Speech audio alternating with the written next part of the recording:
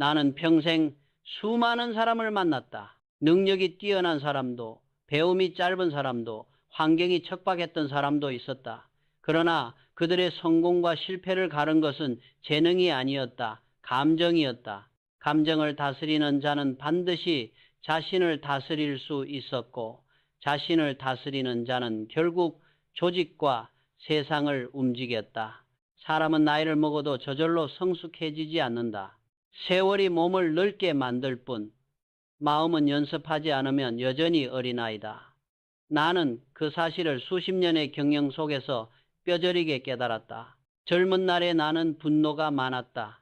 일이 뜻대로 되지 않으면 얼굴이 붉어지고 사람을 다그쳤다. 그러나 어느 날 한 임원이 내 앞에서 말없이 눈을 떨구는 모습을 보았다.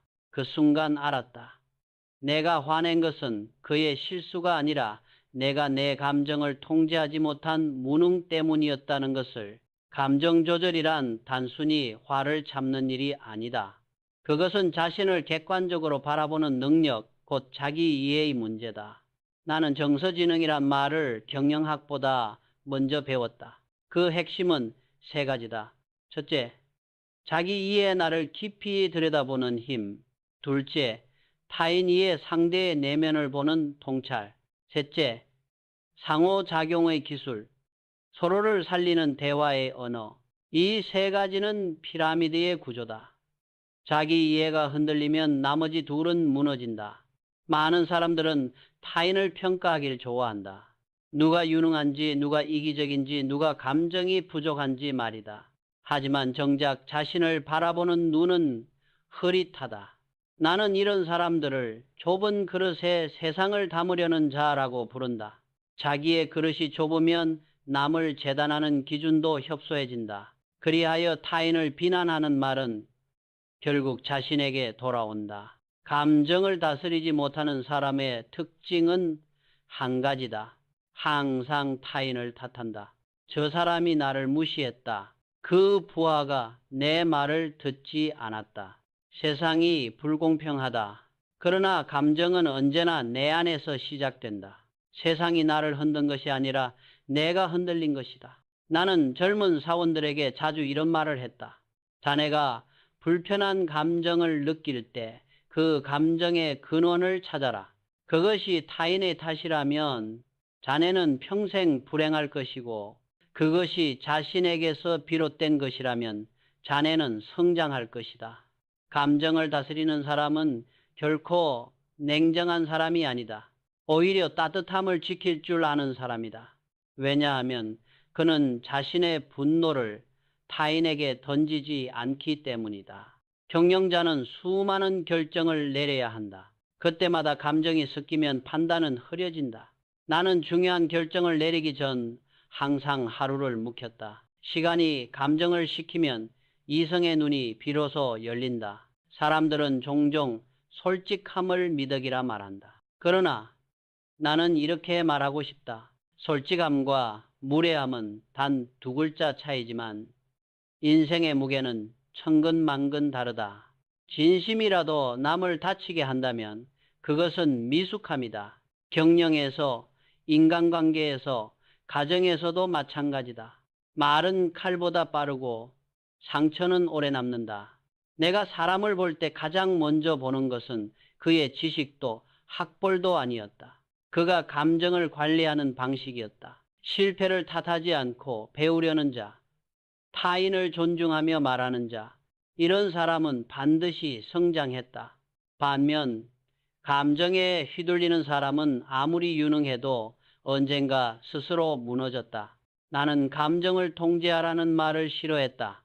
그보다는 감정을 경영하라고 했다. 감정은 억누를 대상이 아니라 이해해야 할 대상이기 때문이다. 화를 느꼈다면 그 화의 이면에는 두려움이 있고, 질투를 느꼈다면 그 밑에는 인정받고 싶은 욕망이 있다. 감정은 언제나 메시지를 품고 온다. 그 메시지를 읽을 줄 아는 사람이 진짜 어른이다. 세상을 살다 보면 나를 화나게 하는 일이 끊이지 않는다.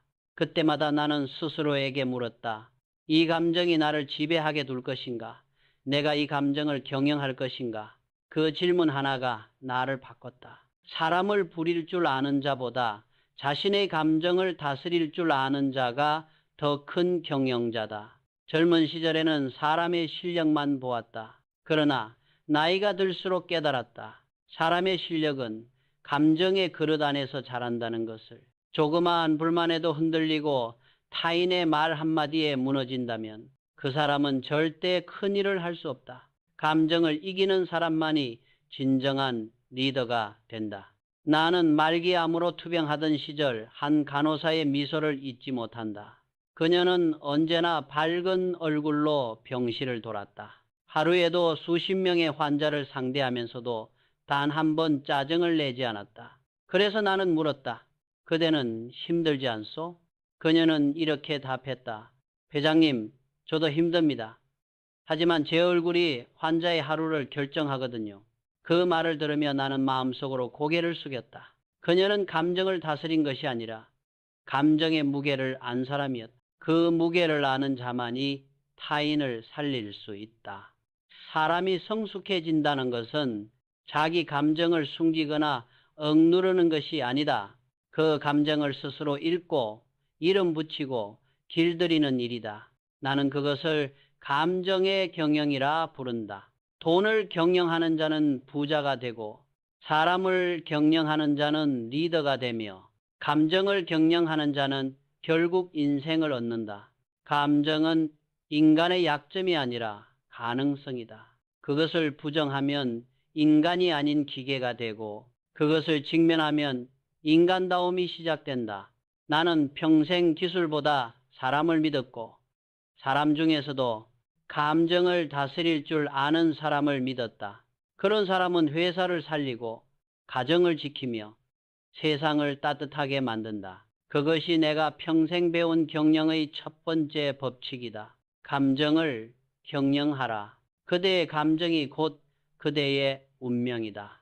나는 사람을 경영하기 전에 먼저 자신을 경영해야 한다는 말을 늘 입버릇처럼 했다. 회사를 운영한다는 것은 수천 명의 감정을 함께 움직이는 일이다. 그러나 정작 그 시작점은 하나였다. 내 감정의 흐름을 읽을 수 있는가? 감정이란 보이지 않지만 가장 무거운 자산이다. 그 무게를 감당하지 못하는 사람은 재산도 명예도 고난도 결국 감정의 파도에 휩쓸려 간다. 나는 이를 세 단계로 나누어 가르쳤다. 자기 이해, 타인 이해, 상호작용. 이 세 가지가 정서지능의 기둥이며 동시에 인간관계의 완성이다. 1. 자기 이해, 감정의 뿌리를 읽는 힘. 자기 이해란 내가 무엇을 느끼는지를 정확히 인식하는 능력이다. 대부분의 사람은 자신이 화가 났다는 것만 안다. 하지만 왜 화가 났는지는 모른다. 그 차이가 성숙과 미숙을 가른다. 나는 회의를 하다가도 스스로에게 질문하곤 했다. 나는 지금 무엇에 분노하고 있는가? 저 사람의 태도 때문인가? 아니면 내 기대가 무너져서인가? 대부분의 답은 두 번째였다. 남이 나를 화나게 한 것이 아니라 내가 세운 기대가 무너졌기 때문이었다. 결국 감정은 타인에 대한 반응이 아니라 내가 만든 기대의 그림자였다. 자기 이해가 부족한 사람은 언제나 남을 평가한다. 저 사람은 예의가 없어. 그는 냉정해. 그러나 자기 이해가 깊은 사람은 이렇게 말한다. 나는 저 사람의 말이 내 불안을 건드렸구나. 이 차이가 바로 인간의 품격을 가른다. 나는 직원들에게 종종 말했다. 자네의 감정은 자네의 재무제표야. 기분이 흔들리면 이미 손실이 난 거야. 경영의 첫걸음은 돈이 아니라 마음의 회개부터 시작된다. 이 타인 이해, 감정의 언어를 해독하는 능력. 사람은 누구나 자신만의 언어로 감정을 표현한다. 어떤 이는 말로 드러내고 어떤 이는 침묵으로 표현한다. 그러나 감정의 언어를 해석할 줄 모르면 관계는 오해로 가득 찬다. 나는 수많은 협상과 회의에서 이 원리를 보았다. 표면적으로는 조건을 다투지만 그 속에는 늘 감정이 있었다. 이 사람은 존중받고 싶은 것이다. 그는 불안해서 더 강하게 말하는구나. 이렇게 타인의 감정을 읽어내면 갈등의 절반은 이미 해결된 것이다. 내가 경영자들에게 강조한 것은 한 가지였다. 사람을 움직이려면 이성보다 감정을 먼저 이해하라. 이성은 머리로 설득하지만 감정은 마음으로 이끈다. 머리로 이해한 명령은 금방 잊히지만 가슴으로 느낀 존중은 오래 남는다. 나는 회의 자리에서 부하가 잘못을 했을 때도 먼저 물었다. 당신 요즘 무슨 일 있어? 그 한마디가 많은 것을 바꿨다. 사람은 평가보다 이해를 먼저 원한다. 그가 마음을 열면 그 다음에 지시는 자연히 따른다. 타인을 이해한다는 것은 지시의 기술이 아니라 관계의 예술이다. 3. 상호작용. 감정을 조율하는 대화의 기술. 자기 이해와 타인 이해가 갖추어지면 마지막 단계는 상호작용이다. 이것은 대화 속에서 감정을 어떤 언어로 변환하느냐의 문제다. 나는 평생 말의 무게를 두려워했다. 한마디가 회사를 살리고 한마디가 사람을 잃는다. 그래서 회의 전에 항상 문장을 바꾸어 써보았다. 이건 왜 이렇게 했나? 대신 이 부분은 어떤 이유였나? 틀렸다. 대신 다른 방법은 없을까? 단어를 바꾸는 것만으로 공기의 온도가 달라졌다. 감정 조절은 감정을 숨기는 것이 아니다. 그것은 감정의 표현을 설계하는 일이다.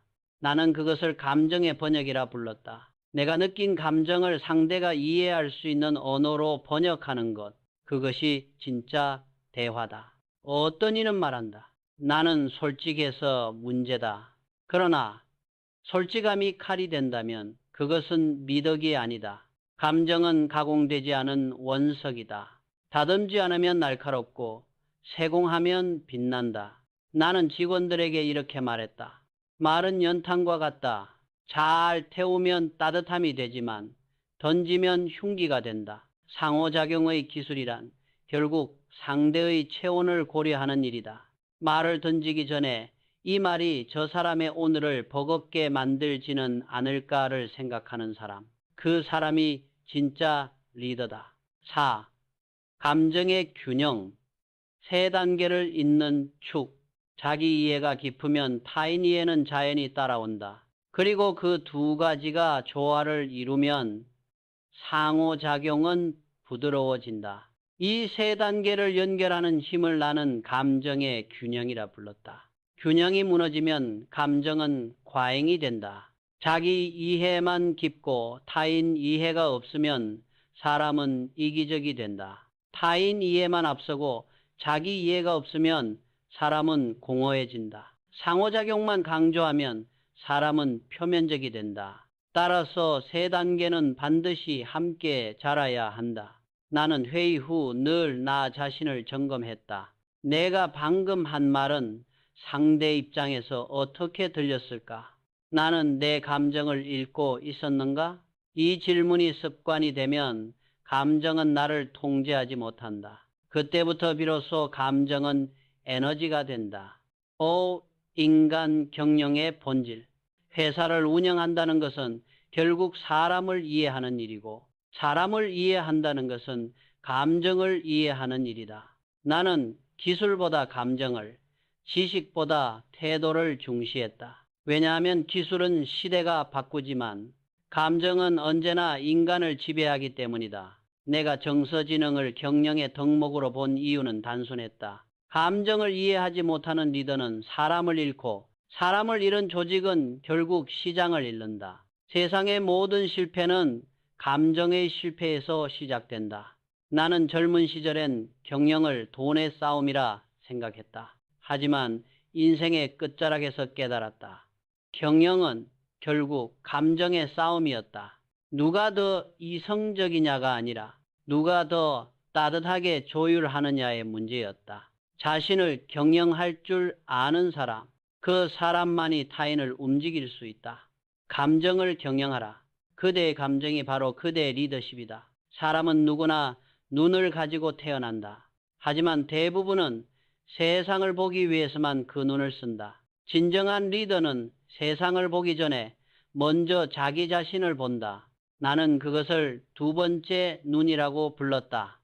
심리학에서는 그것을 메타인지라 부른다. 나는 평생 이 두 번째 눈을 훈련했다. 하루의 대부분을 회의와 보고 속에서 보냈지만 그 모든 순간의 절반은 나를 관찰하는 데 썼다. 지금 나는 왜 이 말을 하고 있는가? 이 표정은 감정인가 판단인가? 이 결정의 밑에는 두려움이 깔려 있지는 않은가? 이 질문이 내 마음의 거울이었다. 1. 감정의 거리를 두는 법.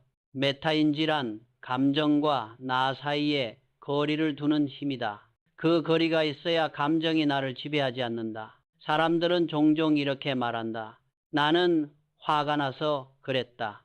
그러나 메타인지가 있는 사람은 이렇게 말한다. 나는 지금 화가 나고 있구나. 전자는 감정의 노예이고 후자는 감정의 주인이다. 이 한 문장의 차이가 인생을 바꾼다. 감정을 느끼는 나와 그것을 바라보는 또 다른 나가 분리되는 순간 우리는 비로소 스스로를 경영할 수 있다. 나는 그 순간을 감정의 투명화라고 불렀다. 감정이 투명해지면 보이지 않던 원인이 드러난다. 그리고 원인을 보면 대응은 단순해진다. 내가 임직원에게 화를 냈을 때 그 이유가 단순히 그의 실수 때문이 아니라 내가 통제력을 잃을지도 모른다는 불안에서 비롯되었음을 자각한 적이 있다. 그때 깨달았다. 리더의 분노는 부하의 실수보다 자신의 두려움에서 나온다는 것을. 이 자기 감정을 객관화하는 힘. 나는 젊은 시절 매사에 빠르고 단호했다. 그러나 어느 날 나보다 훨씬 젊은 연구원이 내게 이렇게 말했다. 회장님, 가끔은 조금만 더 늦게 말씀하시면 어떨까요? 그 말은 내게 큰 충격이었다. 그날 밤 나는 일기를 썼다. 나는 왜 그렇게 서둘렀는가? 혹시 내 안의 불안이 결정을 재촉한 것은 아닌가? 그때부터였다. 나는 모든 결정 전에 내 마음의 속도를 점검했다. 이것은 판단인가, 조바심인가? 그 구분이 가능해진 순간 나는 비로소 판단하는 사람에서 성찰하는 사람으로 변했다. 메타인지는 감정을 억누르는 기술이 아니다. 그것은 감정을 분석하는 사고다. 화를 느끼는 것은 인간적이다. 그러나 그 화의 구조를 이해하는 순간 그 감정은 에너지로 전환된다. 산말의 칼날을 둥글게 만드는 지혜. 많은 이들이 선의로 말하지만 그 선의가 상대에게는 칼이 되는 경우가 많다. 왜일까? 그들의 마음에는 진심이 있지만 시야에는 메타인지가 없기 때문이다. 내가 삼성의 초창기 시절 한 임원에게 들은 말이 있다.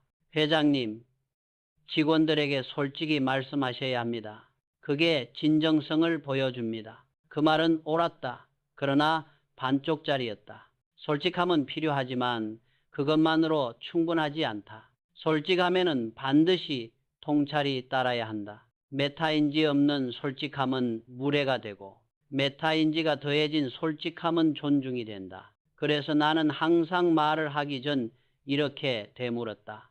이 말이 상대의 마음에 어떤 흔적을 남길까? 이 문장은 진심인가? 혹은 내 피로의 표출인가? 이 두 가지 질문만으로도 많은 실수를 막을 수 있었다. 4. 자신을 관찰하는 습관. 나는 하루의 끝마다 내 행동을 회고했다. 오늘 나는 감정에 휘둘렸는가? 누군가에게 불필요한 상처를 주지 않았는가?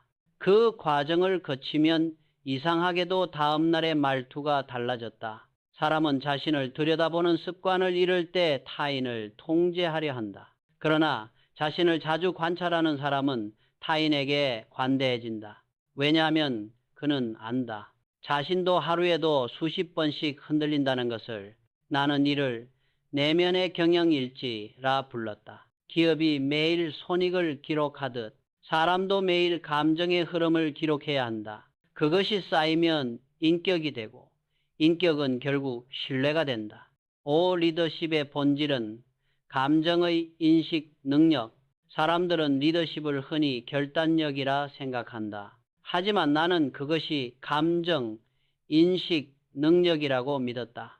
리더는 언제나 누군가의 감정 위에 서 있다. 한 사람의 불만, 한 부서의 피로, 한 동료의 좌절, 이것들을 감지하지 못하면 결단은 곧 독단이 된다. 나는 한 번도 무감정한 리더를 존경하지 않았다. 오히려 감정을 느끼되 그것을 통제할 줄 아는 사람을 높이 평가했다. 그들은 메타인지를 통해 감정을 의사결정의 재료로 쓴다. 감정이 아니라 감정의 인식이 그들의 무기다.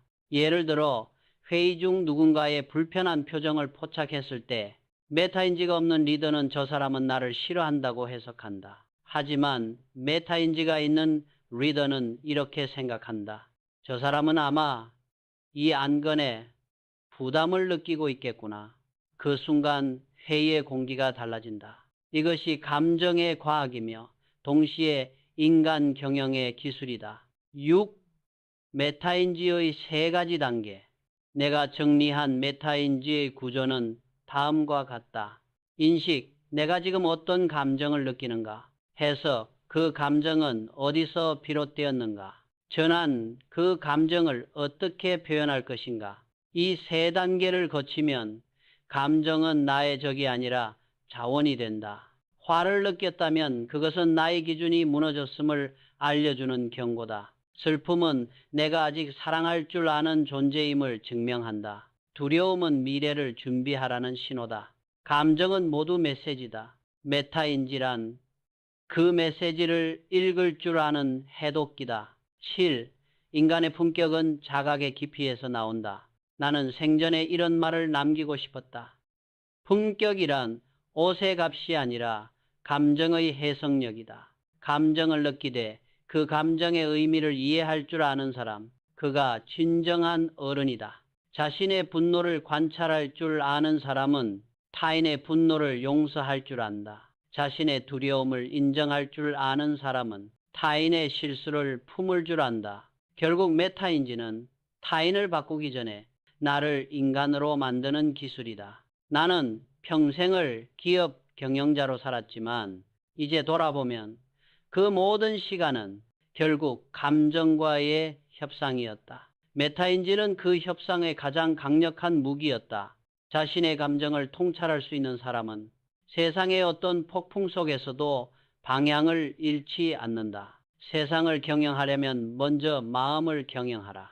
마음을 경영하려면 먼저 자신을 바라보라. 그대가 스스로를 보는 그 눈, 그것이 바로 2번째 눈이다. 그 눈이 열리는 순간 그대는 더 이상 감정의 노예가 아니라 감정의 주인이 된다. 나는 평생 말의 무게를 두려워했다. 사람을 움직이는 것도 말이고 사람을 무너뜨리는 것도 말이다. 기업의 흥망이 숫자가 아니라 한마디 말에서 갈라지는 장면을 숱하게 보았다. 그래서 나는 늘 이렇게 말했다. 말은 칼보다 빠르고 상처는 오래 남는다. 나는 젊은 시절 실수를 저질렀다. 성과를 독려한다는 명목으로 사람을 몰아붙였고 그 과정에서 말이 거칠어졌다. 그때는 몰랐다. 내가 내뱉은 한 문장이 그 직원의 하루, 아니 인생의 방향까지 바꿀 수 있다는 사실을. 1. 말에는 에너지가 있다. 사람은 누구나 감정을 가지고 말한다. 그래서 말은 단순한 소리가 아니라 에너지의 전달이다. 그 에너지가 따뜻하면 사람을 일으키고 차갑고 날카로우면 관계를 얼어붙게 만든다. 한 번은 젊은 간부가 내게 찾아와 말했다. 회장님, 제가 회의에서 뭐 잘못한 겁니까? 말씀 한마디가 자꾸 머리에 남아서 일을 못하겠습니다. 나는 그때 깨달았다. 말은 끝난 것이 아니다. 말은 상대의 마음속에서 계속 반복 재생되는 에코다. 그 후로 나는 말을 할 때마다 내가 지금 에너지를 주고 있는가, 빼앗고 있는가를 점검했다. 그 기준 하나가 회사를 바꿨다. 이 솔직함과 무례함 사이에 단 한 줄. 많은 사람들이 솔직함을 미덕이라 여긴다. 그러나 솔직함에는 품격이 필요하다. 나는 직원들에게 이렇게 말했다. 진심이란 이유로 예의가 없어서는 안 된다. 솔직함은 진심을 담되 상대의 자존을 남겨야 한다. 한 번은 한 임원이 보고서에서 실수를 했다. 회의에서 나는 그를 향해 말했다. 왜 이런 기본적인 걸 틀리나? 그는 아무 말 없이 고개를 숙였다. 그날 밤 나는 잠을 이루지 못했다. 그 한마디로 그 사람의 자존이 꺾였을 것이다. 다음날 나는 불러서 사과했다. 내가 틀렸다네. 자네를 꾸짖은 것이 아니라 내 조급함을 꾸짖었어야 했다. 그날 이후 나는 비판을 할 때마다 한 가지 원칙을 세웠다. 사람을 꾸짖지 말고 상황을 꾸짖어라. 잘못된 건 행동이지 그 사람의 존재가 아니다. 삼감정을 전달하는 언어의 구조. 말에는 세 가지 층이 있다. 첫째, 내용의 층 무슨 말을 하느냐. 둘째, 태도의 층 어떤 어조로 말하느냐. 셋째, 의도의 층 어떤 마음으로 말하느냐. 사람은 내용보다 태도와 의도를 더 정확히 읽는다. 수고했어라는 말이 진심일 때는 힘이 되지만 의무적으로 건네질 때는 모욕이 된다. 따라서 말을 하기 전에 이 말의 에너지는 어디를 향하고 있는가를 반드시 확인해야 한다. 나는 이를 언어의 삼층 경영이라 불렀다. 내용은 이성으로, 태도는 감성으로, 의도는 인격으로 다스린다. 이 세 가지가 어긋나면 말은 의미를 잃고 감정만 남는다. 4. 관계를 살리는 대화의 문법. 나는 사람 사이의 대화에는 두 가지 문법이 있다고 믿는다.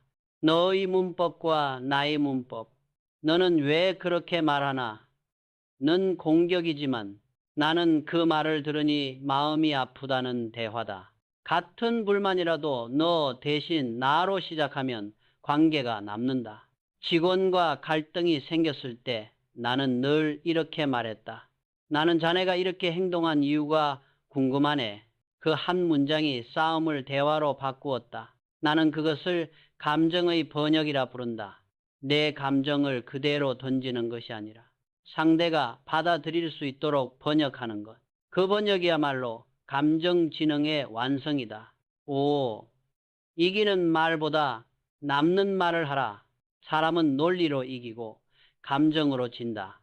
나는 수많은 회의에서 논리로 이긴 이들이 결국 사람을 잃는 것을 보았다. 그래서 나는 젊은 간부들에게 말했다. 말로 이기지 말고 관계로 이겨라. 이긴 말은 순간이지만 남는 말은 평생이다. 말로 상대를 제압하면 순간의 승리를 얻을 수 있다. 그러나 그 승리는 오래가지 않는다. 마음속에는 보이지 않는 빚이 생기기 때문이다. 그 빚이 쌓이면 신뢰는 무너진다. 반면 관계를 남기는 말은 상대가 틀렸더라도 그를 존중하는 방식으로 전해진다. 그때 사람은 변한다. 존중은 강요가 아니라 감화다. 6. 말의 속도와 온도. 감정이 격해질수록 말의 속도는 빨라지고 온도는 낮아진다. 나는 중요한 말을 할수록 속도를 늦추고 온도를 높였다. 한 문장을 말하기 전 3번은 숨을 고르고 말했다. 그 한숨이 내 감정을 식히고 상대의 마음을 데운다. 나는 직원들에게 자주 말했다. 급할수록 말은 천천히, 차가울수록 목소리는 따뜻하게. 그것은 단순한 예의가 아니라 감정을 관리하는 가장 실질적인 기술이었다. 7. 유머의 힘, 감정을 부드럽게 푸는 도구. 감정을 다스린다고 해서 항상 진지해야 하는 것은 아니다. 때로는 가벼운 한마디가 무거운 긴장을 풀어낸다. 한 번은 한 간부가 회의에서 실수를 하고 얼굴이 새빨개졌다.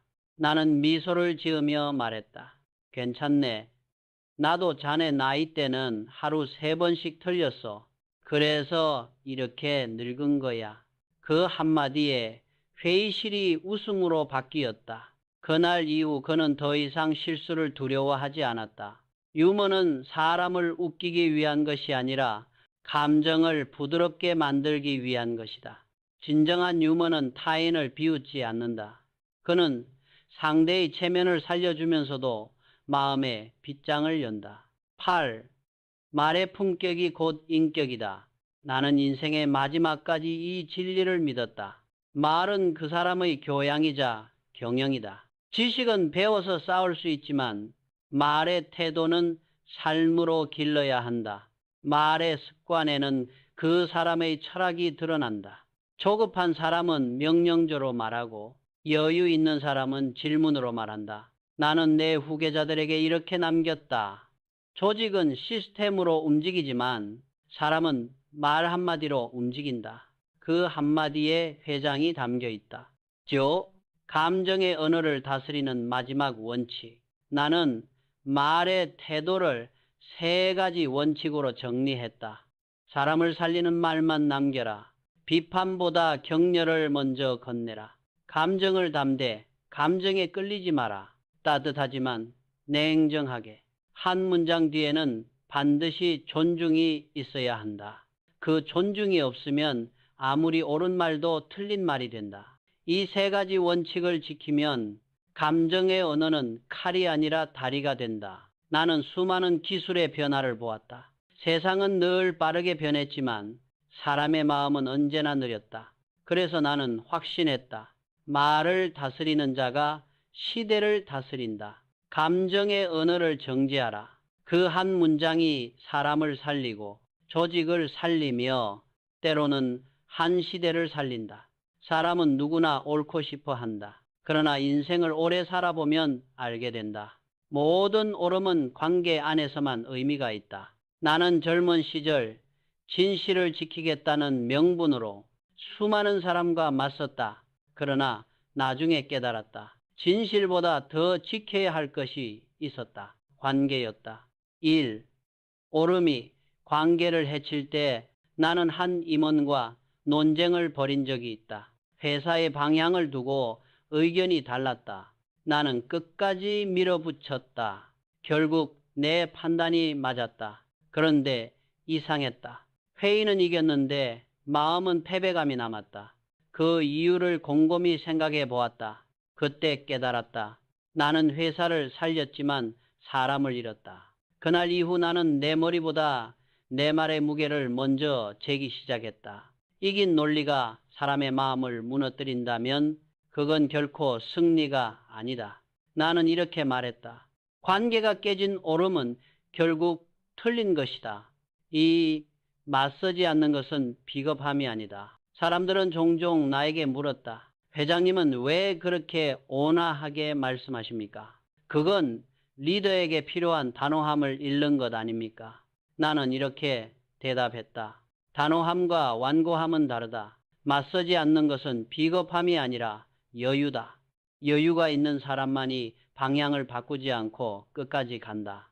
감정이 격해질수록 나는 입을 닫았다. 왜냐하면 분노 속에서 던진 말은 언제나 나중에 후회로 돌아오기 때문이다. 리더는 전쟁터의 장수가 아니다. 리더는 사람의 마음을 지키는 감정의 조율자다. 3. 감정이 폭풍처럼 몰아칠 때 사람이 화를 낼 때는 2가지 이유가 있다. 하나는 이기고 싶어서, 다른 하나는 두려워서다. 나는 후자였다. 내가 내세운 원칙이 무너질까 두려웠고 조직이 흐트러질까 불안했다. 그러나 결국 깨달았다. 내가 싸워야 할 상대는 사람이나 상황이 아니라 내 안의 두려움이었다. 그날 이후 나는 싸움 대신 침묵을 택했다. 침묵은 패배가 아니다. 침묵은 감정을 식히는 시간이고 이성을 되돌리는 통로다. 나는 이를 냉철한 기다림의 기술이라 불렀다. 4. 유연함은 강함의 또 다른 형태. 나는 오래전부터 대나무를 좋아했다. 바람에 휘어지지만 부러지지 않는다. 그게 리더의 모습이라 생각했다. 사람은 단단해서가 아니라 유연해서 살아남는다. 내가 젊은 날 삼성은 작은 상점 수준의 회사였다. 시대의 바람이 거셌고 많은 이들이 나에게 물었다. 왜 그렇게 쉽게 타협합니까? 나는 대답했다. 타협이 아니라 방향을 위한 유연함입니다. 감정도 마찬가지다. 그때그때 맞서기보다 한 걸음 물러서는 것이 더 큰 힘을 준다. 감정은 불이다. 직접 맞붙으면 모두가 탄다. 그러나 불을 둘러싼 공기를 조절하면 그 불은 따뜻한 온기가 된다. 오, 적을 만들지 않는 기술. 나는 사람 사이에 적이라는 말을 싫어했다. 사업을 하면서도 경쟁자는 있을 수 있지만 적은 없어야 한다고 생각했다. 한번 적이 된 사람은 평생 마음의 걸림돌이 된다. 감정 조절의 목적은 내가 옳다는 것을 증명하는 데 있지 않다. 사람을 잃지 않는 데 있다. 적이 늘어날수록 인생은 피로해진다. 그래서 나는 이렇게 말했다. 사람을 잃으면 결국 나 자신도 잃는다. 내가 경험한 모든 성공의 이면에는 언제나 관계를 지킨 결정이 있었다. 수익보다 사람, 결과보다 존중을 택할 때 회사는 비로소 오래갔다. 6.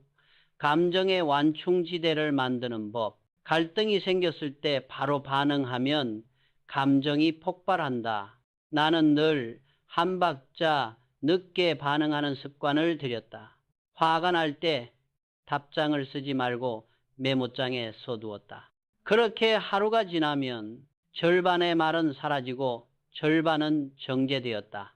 나는 그것을 감정의 완충지대라 불렀다. 그 지대가 있어야 감정은 흩어지고 그 자리에 이성이 들어온다. 한 박자 늦게 말하는 사람은 결코 손해보지 않는다. 오히려 그 한 박자가 인간의 품격을 만든다. 7. 맞서지 않음이 가져온 변화. 어느 날 부하 직원이 나에게 반말로 대들었다. 회장님도 틀릴 수 있잖아요. 순간 내 속에서 불이 치밀었다. 그러나 나는 웃었다. 그래, 자네 말이 맞네. 나도 틀릴 수 있지. 그는 그 자리에서 울었다. 며칠 후 그는 나에게 편지를 보냈다. 그날 회장님의 침묵이 제 인생을 바꿨습니다. 그 편지를 읽으며 나는 깨달았다. 사람은 맞서서 설득되는 게 아니라 존중받을 때 변화한다는 것을, 맞서지 않으면 회피가 아니라 변화의 문을 여는 태도다. 8. 진짜 용기란 싸우지 않는 것이다. 우리는 흔히 싸우는 자를 용감하다고 말한다. 하지만 진짜 용기는 싸우지 않을 수 있는 힘이다. 감정의 충동을 억누르고 관계를 지키기 위해 침묵을 선택하는 것은 겁이 아니라 통찰이다. 나는 이런 말을 남기고 싶다. 사람은 분노할 수 있다. 그러나 그 분노로 관계를 잃는다면 그건 이미 패배다. 싸움은 순간의 쾌감으로 끝나지만 침묵은 오래된 신뢰를 남긴다. 그 신뢰가 세월을 견디는 자산이 된다. 구리더의 진짜 강함. 리더의 강함은 목소리의 크기에서 나오지 않는다. 리더의 강함은 감정의 절제력에서 나온다. 나는 이를 정서적 근력이라 불렀다. 그 근력이 있는 사람은 어떤 위기 속에서도 흔들리지 않는다. 감정에 흔들리는 리더는 조직을 흔든다. 그러나 감정을 품고도 조용히 걸어가는 리더는 조직을 안정시킨다. 그것이 내가 말하는 리더의 품격이다. 10결론. 관계를 지키는 사람이 결국 이긴다. 나는 평생 수많은 전쟁을 치렀다. 그러나 마지막에 남은 것은 승패가 아니었다. 누가 끝까지 내 곁에 남았는가였다. 그것이 인생의 결산표다. 맞서지 않는다는 것은 그저 온화하게 살겠다는 말이 아니다. 그것은 관계를 지키겠다는 결단이고 감정을 이기는 가장 강력한 전략이다. 나는 지금도 이렇게 믿는다. 사람을 이기면 순간의 승리지만 관계를 지키면 평생의 승리다. 나는 사람을 관찰하는 일을 평생 해왔다. 그들의 능력보다 더 흥미로웠던 것은 마음의 움직임이었다. 어떤 이는 비슷한 실패에도 쉽게 일어나고 어떤 이는 사소한 말 한마디에도 무너진다. 이 차이는 재능이 아니라 감정의 근원, 곧 애착에 있었다. 1. 인간의 감정은 관계에서 태어난다. 사람은 혼자 태어나지 않는다. 누군가의 품에서, 누군가의 눈빛 속에서 자신을 인식한다. 그래서 감정은 언제나 관계의 부산물이다.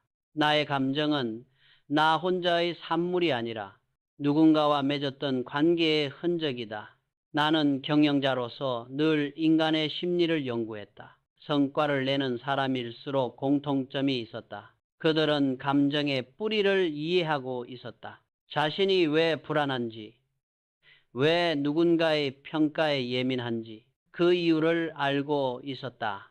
그것이 바로 감정의 근원에 대한 통찰, 즉 애착의 자각이었다. 이 애착에는 세 가지 그림자가 있다. 심리학자 바솔로뮤는 인간의 애착을 네 가지로 구분했지만 나는 그중 세 가지를 특히 주목했다.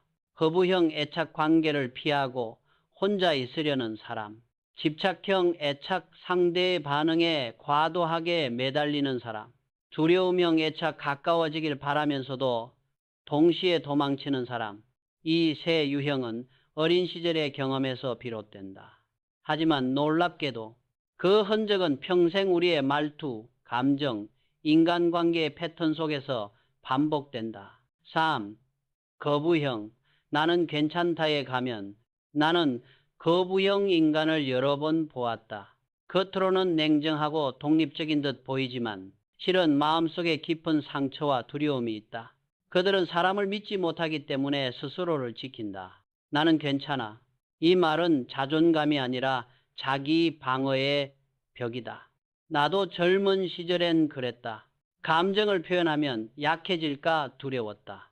그러나 시간이 흐르며 알았다. 감정을 숨기는 사람은 결국 고립된다. 강함은 감정을 숨기는 것이 아니라 감정을 인정하는 데서 시작된다. 4. 집착형, 사랑을 갈망하는 불안. 어떤 사람은 관계 속에서 불안하다. 상대가 잠시 무표정해도 내가 싫어진 걸까 하고 불안해진다. 그 불안은 사랑을 잃을까 두려워서 생긴다. 그래서 그들은 더 매달리고 더 통제하려 한다. 그러나 그 결과는 언제나 같다. 사랑은 두려움에 질식한다. 나는 회사를 키우며 수많은 인재를 봤다.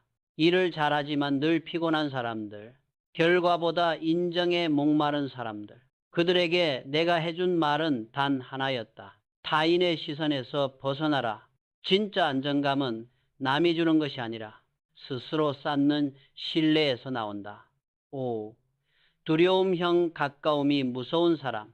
두려움형은 가장 안타깝다. 그들은 사랑을 원하면서도 동시에 그것을 피한다. 가까워지면 상처받을까봐 도망친다. 그래서 언제나 외롭다. 나는 이런 사람들을 볼 때마다 마음이 아팠다. 내가 깨달은 것은 이렇다. 사람이 두려워서 멀어지는 것이 아니라 상처의 기억이 두렵기 때문에 멀어진다. 즉, 문제는 현재의 사람이 아니라 과거의 그림자다. 그림자를 직면해야 진짜 관계가 가능하다. 6. 상처는 부끄러운 것이 아니다. 사람들은 흔히 상처를 숨기려 한다. 그러나 나는 말하고 싶다. 상처는 약점이 아니라 인간의 증거다. 상처가 없는 사람은 없고 그 상처를 인정한 사람만이 타인을 품을 수 있다. 나에게도 상처가 있었다. 사업 초기에 믿었던 사람이 회사를 떠났다. 그때 나는 배신감으로 잠을 이루지 못했다.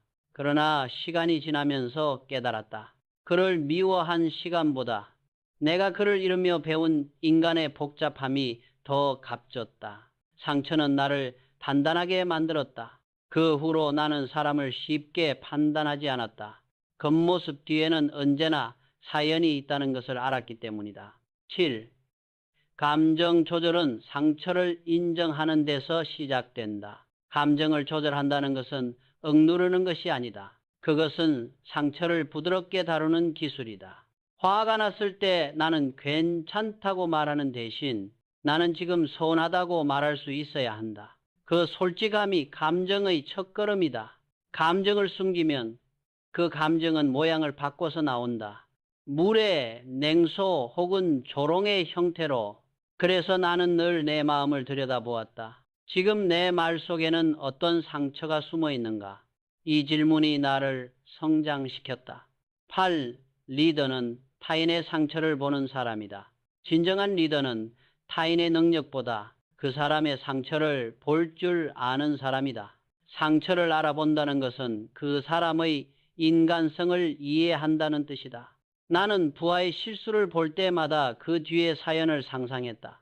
그는 왜 이런 결정을 했을까? 혹시 불안했거나 지치지는 않았을까?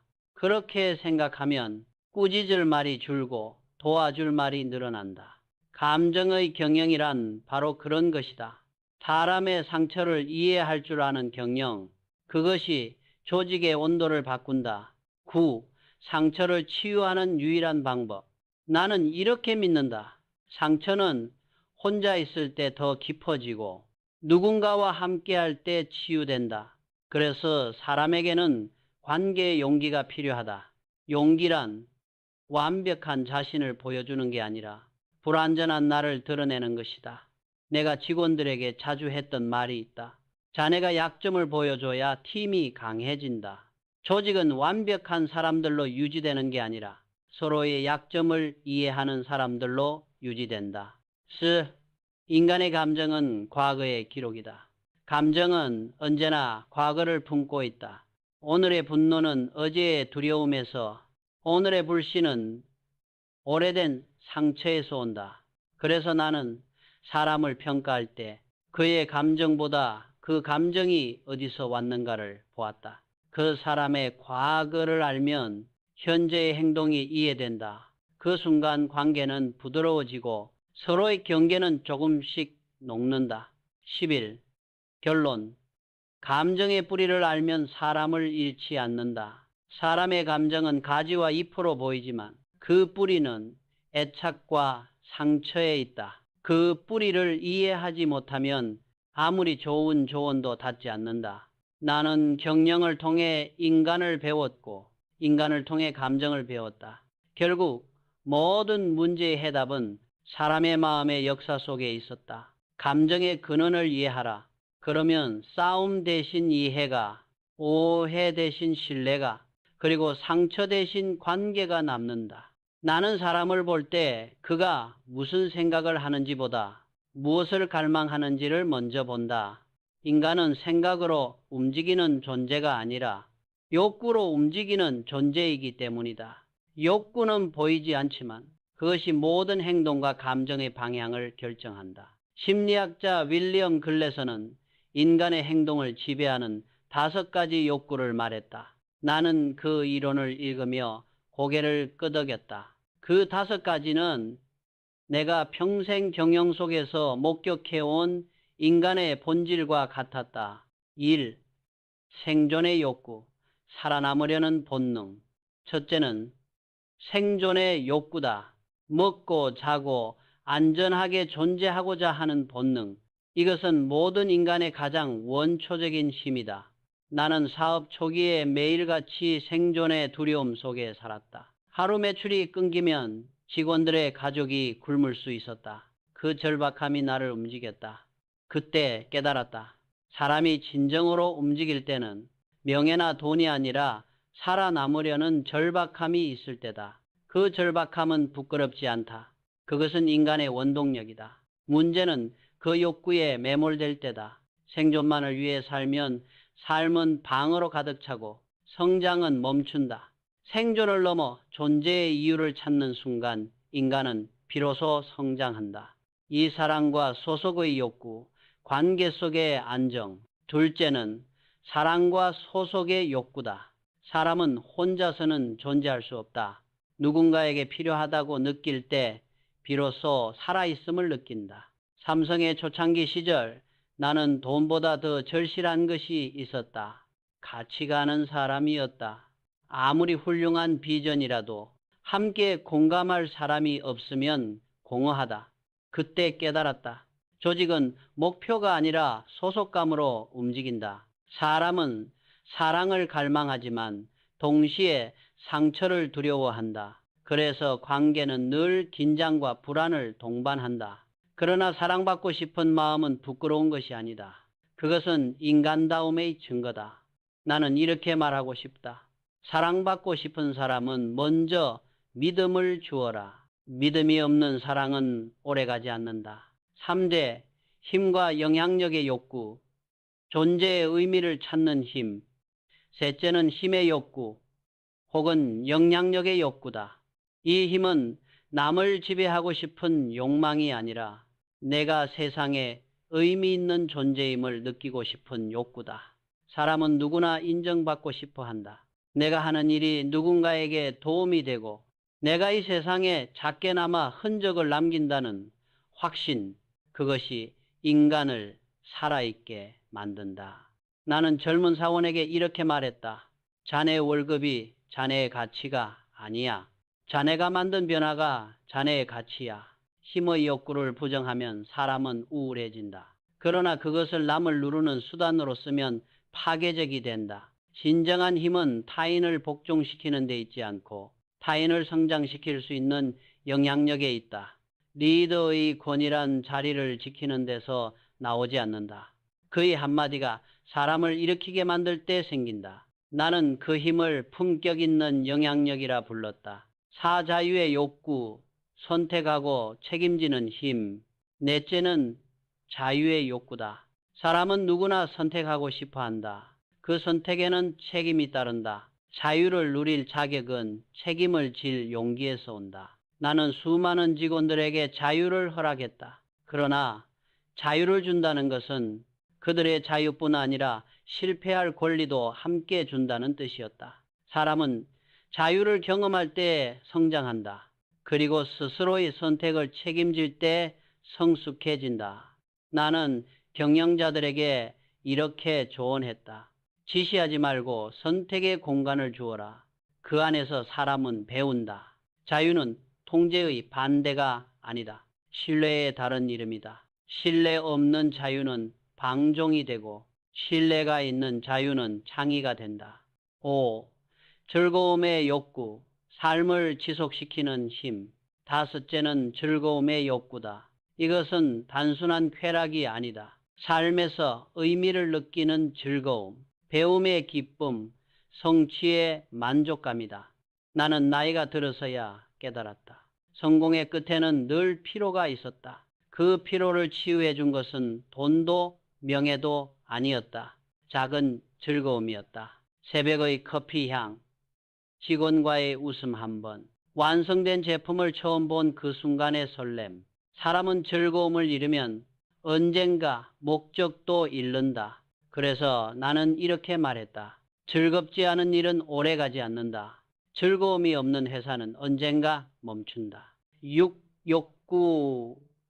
욕구의 불균형이 감정을 흔든다. 이 다섯 가지 욕구는 누구에게나 존재하지만 그 비율은 사람마다 다르다. 어떤 이는 자유를, 어떤 이는 인정과 사랑을 더 원한다. 문제는 욕구가 억압되거나 왜곡될 때 생긴다.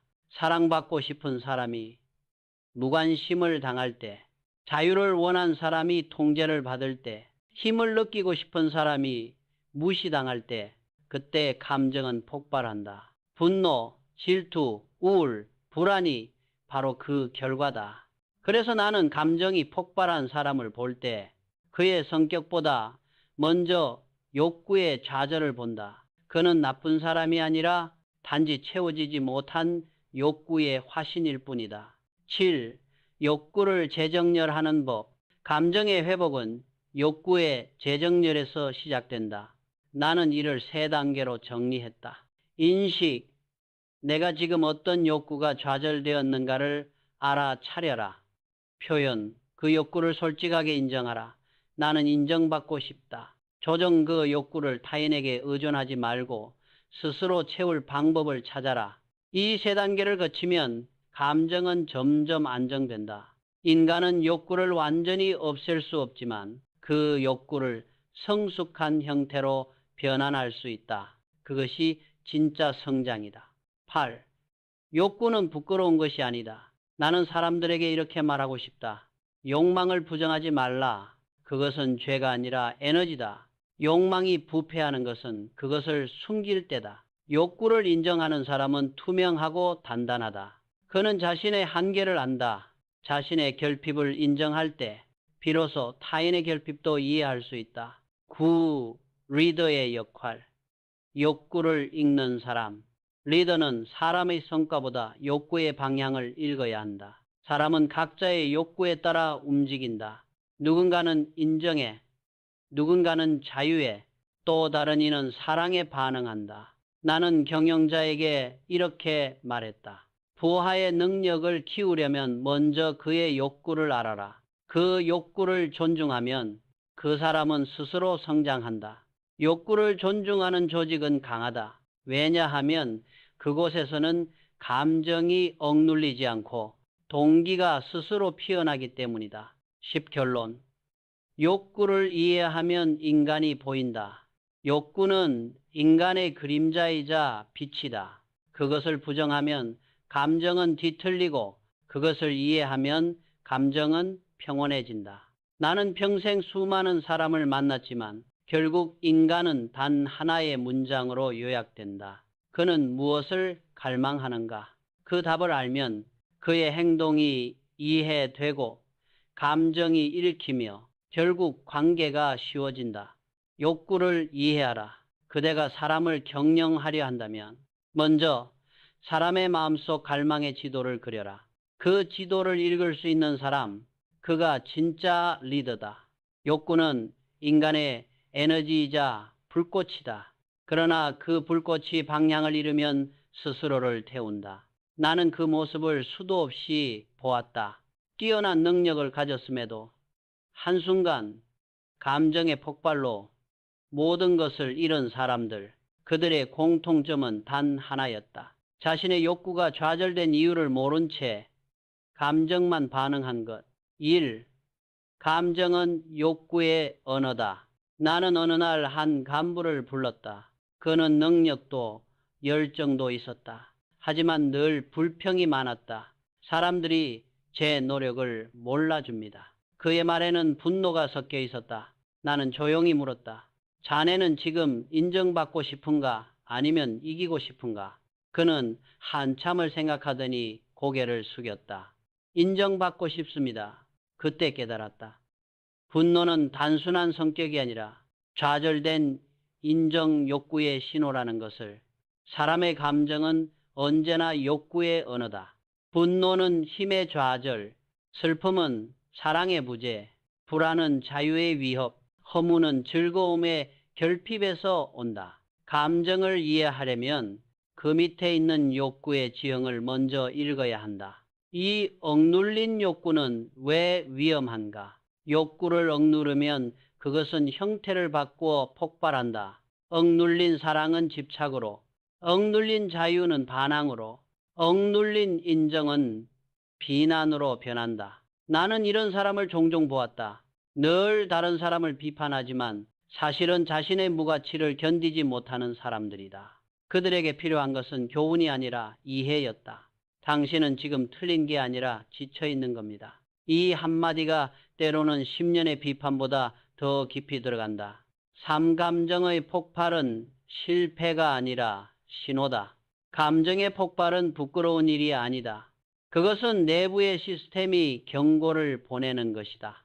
문제는 감정을 느끼는 것이 아니라 그 경고를 읽지 못하는 것이다. 내가 한 임원의 사직서를 받았을 때 그는 이렇게 말했다. 회장님, 저는 이제 한계입니다. 나는 그를 탓하지 않았다. 그대의 한계는 능력의 끝이 아니라 감정의 포화입니다. 그는 눈물을 흘렸다. 사람은 감정을 통해 자신을 알게 된다. 감정의 폭발은 새로운 방향을 찾으라는 신호다. 그 신호를 무시하면 병이 되고 그 신호를 읽으면 통찰이 된다. 리더의 역할은 감정의 온도를 조절하는 일. 조직의 공기는 리더의 감정 온도에 따라 달라진다. 리더가 분노하면 전체가 긴장하고 리더가 평온하면 혼란 속에서도 균형이 생긴다. 나는 늘 내 감정의 온도를 36.5도로 유지하려 노력했다. 리더는 냉철해야 하지만 차가워서는 안 된다. 따뜻해야 하지만 흐물거려서도 안 된다. 그 온도를 유지할 때 조직은 신뢰를 배운다. 감정의 온도를 조절할 줄 아는 사람, 그가 결국 사람을 다스리는 자다. 결론. 감정은 파괴가 아니라 방향이다. 감정의 폭발은 끝이 아니라 시작이다. 그것이 말해주는 욕구를 읽어내면 인간은 다시 일어설 수 있다.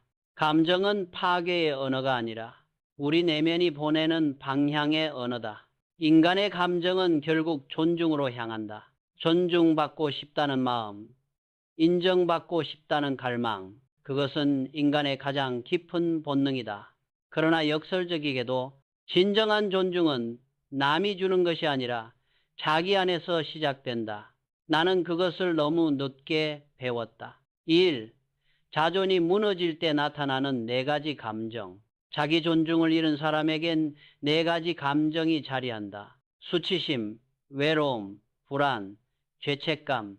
수치심은 나 자신을 작게 만들고, 외로움은 세상을 멀게 만들며, 불안은 타인을 의심하게 하고, 죄책감은 현재를 무겁게 만든다. 나는 그런 사람들을 많이 봤다.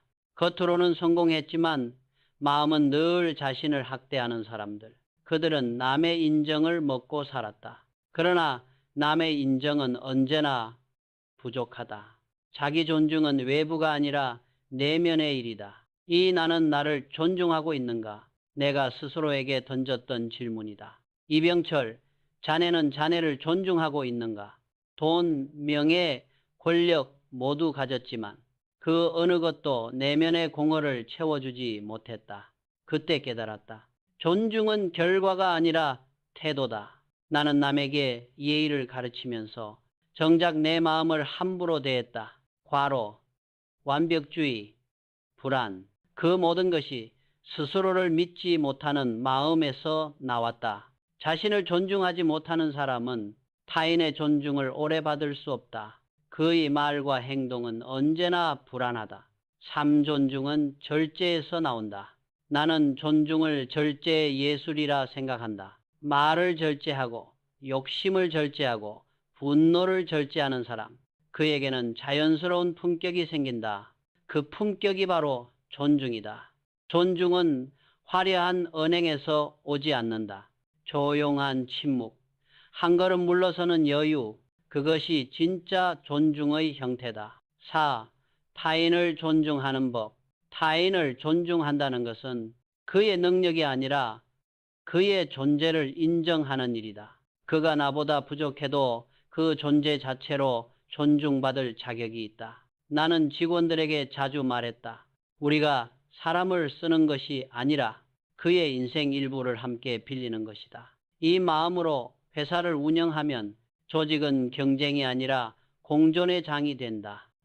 존중이 사라진 시대를 향하여 세상은 점점 빠르고 차가워진다. 기술은 인간의 손을 대체했지만 감정의 교류까지 대신할 수는 없다. 우리가 진짜 잃어버린 것은 돈이 아니라 인간의 따뜻함이다. 나는 이렇게 말했다. 기계는 인간의 노동을 대신하지만 인간의 존중은 아무것도 대신할 수 없다.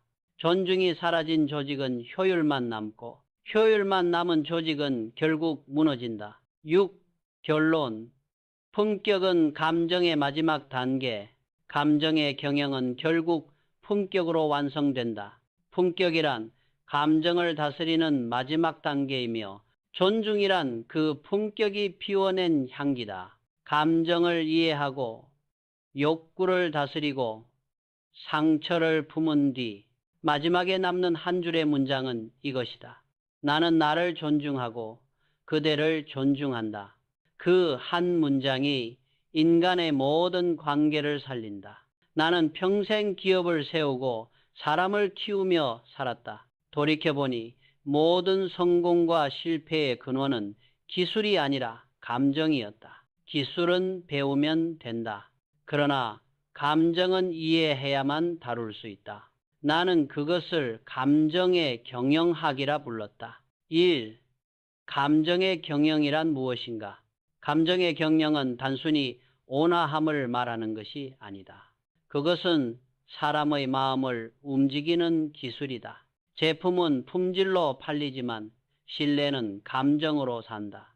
회사를 움직이는 것은 숫자가 아니라 사람의 열정과 믿음이다. 리더가 감정을 경영한다는 것은 사람의 감정을 억누르는 것이 아니라 그 감정을 올바른 방향으로 이끄는 일이다.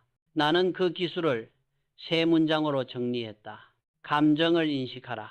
감정을 조율하라. 감정을 연결하라. 인식은 이해를, 조율은 균형을, 연결은 신뢰를 만든다. 이 감정을 조율하는 리더. 리더는 오케스트라의 지휘자와 같다. 각자의 악기가 다르듯 사람의 감정도 다르다. 어떤 이는 조용히, 어떤 이는 격정적으로 표현한다. 리더는 그 차이를 억누르지 않고 조율해야 한다. 내가 회의할 때 가장 신경 쓴 것은 논리가 아니라 공기였다. 공기가 무거워지면 의견은 닫히고 공기가 따뜻하면 아이디어가 피어난다. 리더의 표정 하나, 한 문장의 어조가 그 공기를 바꾼다. 그래서 나는 회의 전 거울을 보며 마음을 다잡았다. 오늘 나의 표정이 회사를 살릴 수도 무너뜨릴 수도 있다. 삼기술보다 마음이 앞서야 한다. 나는 수많은 기술 혁신을 이끌었지만 언제나 이렇게 말했다. 기술은 수단일 뿐 사람이 먼저다. 기술이 아무리 발전해도 사람의 감정이 소외되면 조직은 냉각된다. 인간의 감정은 기업의 체온이다. 그 체온이 1도만 떨어져도 창의는 얼어붙는다. 그래서 나는 감정의 온도 경영을 주장했다. 성과보다 먼저 사람의 기분을 살피는 조직, 이익보다 신뢰를 우선하는 문화, 그것이 진짜 경쟁력이다. 4. 감정을 잃은 사회를 향한 경고. 나는 요즘 세상을 보며 걱정한다. 사람들은 서로의 표정을 잃었다. 대화 대신 메시지로, 감정 대신 데이터로 소통한다. 기계는 인간처럼 말하지만 인간은 점점 기계처럼 식어간다. 나는 이렇게 말하고 싶다. AI는 사람의 지식을 흉내낼 수 있지만 감정의 깊이는 흉내낼 수 없다. 인간을 인간답게 하는 것은 지능이 아니라 감정이다. 우리가 감정을 잃으면 세상은 효율적이지만 쓸쓸한 곳이 된다. 결론. 감정을 경영하는 사람이 세상을 이끈다. 내 인생의 마지막 교훈은 이것이다. 감정을 이기는 자가 인생을 이긴다. 그는 분노에 휘둘리지 않고 두려움에 갇히지 않으며 타인을 존중하면서도 자신을 잃지 않는다. 그런 사람은 어디서나 빛난다. 가정에서는 부모가 되고 회사에서는 리더가 되며 사회에서는 신뢰가 된다. 감정을 경영하라. 그것이 곧 인간을 경영하는 일이고 인간을 경영하는 자가 세상을 바꾼다. 나는 기업을 세웠지만 마지막엔 하나의 인간으로 돌아간다. 그리고 이렇게 말하고 싶다. 내가 남긴 진짜 유산은 건물도 재산도 아니다. 사람의 마음을 이해하려 했던 시간들, 그것이 나의 경영이었다.